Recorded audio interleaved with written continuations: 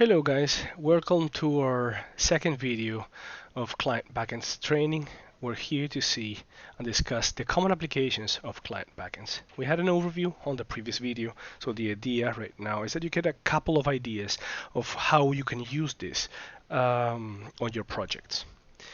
So I have here on my Client Backends, I have two methods. One, custom sitemap, and another, discourse integration.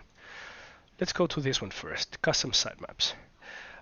So this is just used for a client of us that actually wanted to have a custom sitemap with custom logic that they could submit to Google Search Console. Okay, so whenever Google Search Console actually wants to fetch the sitemap, we'll add it to the console, and Google will just go to this URL that we submitted to Google Search Console, do a GET request, and they will execute and get this custom sitemap. Now, how does it work?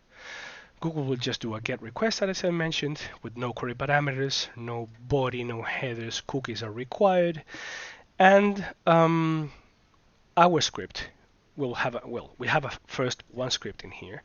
Basically, what it's doing, it's in the first script within the pipeline, is preparing the request, the base request, to get from RebelMouse public API all the public posts that are excluded from these sections. Okay, and we're getting only a specific fields and sorting by a specific order, which is recency in this case. So this is going to be the base URL for every single request that we're going to make. So you see here that we have a list of requests that we're going to make, and we're going to get the first 120 posts. Okay, so we start at 0, and whenever we reach 120, we stop. So we're basically in here, we're just preparing the request that we're going to make. We don't define a method, we don't define anything, because it's just a URL. In this case, we're going to do get by default, right? No need to specify it. And we're going to use the base URL, and we're going to specify the offset that is being increased every single time. And we'll add that URL, that request, within our array.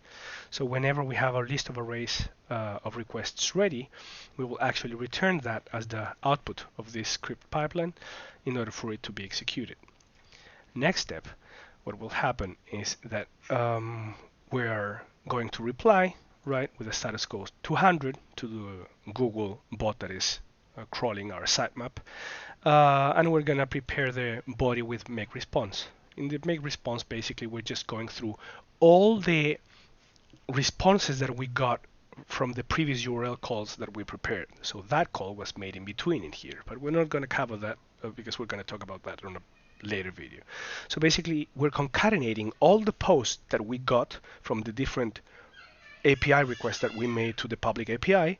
We're consolidating them, and we're replying to the bot with an sitemap format. Okay, and for every post that we got, we're basically applying the render function, which is just sitemap format for each entry within the sitemap that is associated to a single post. And in here, we're actually using custom format, not the usual that we have on RebelMouse, because that client wanted it. So a very interesting and simple solution, right, in order to get custom sitemaps.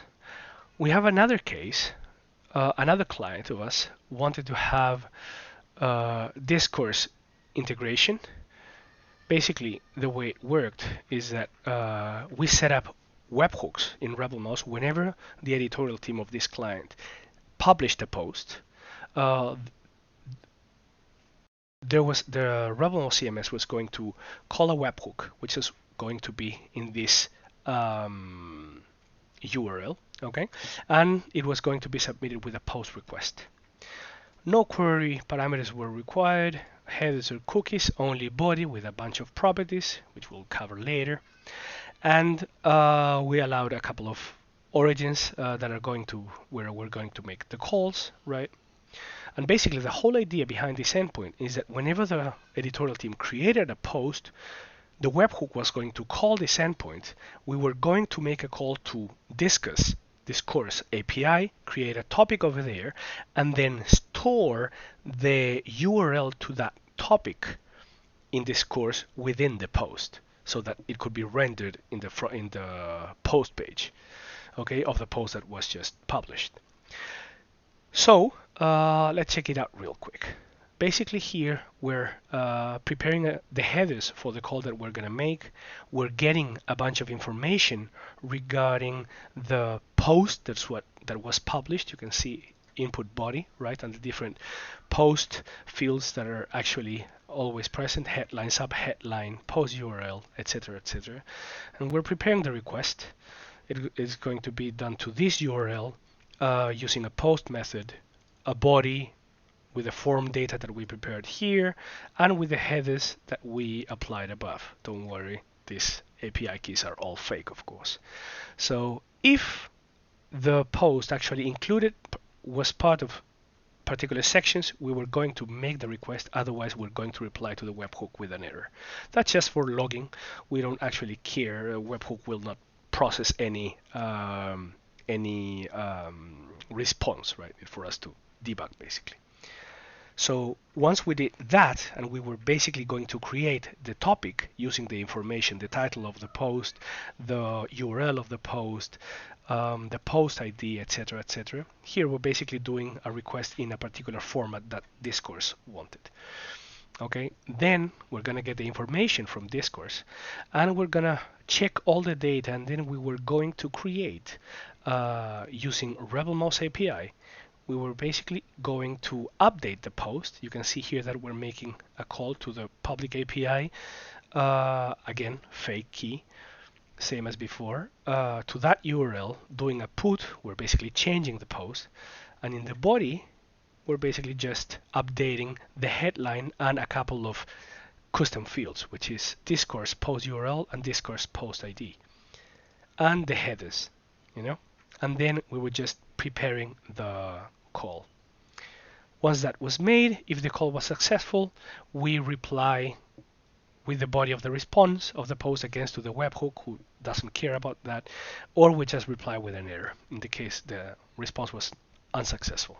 So very, very interesting things can be done with client backends. These are just a couple of examples. Hope that you find them useful and serve you for inspiration for what you can do with them. See you on the next one.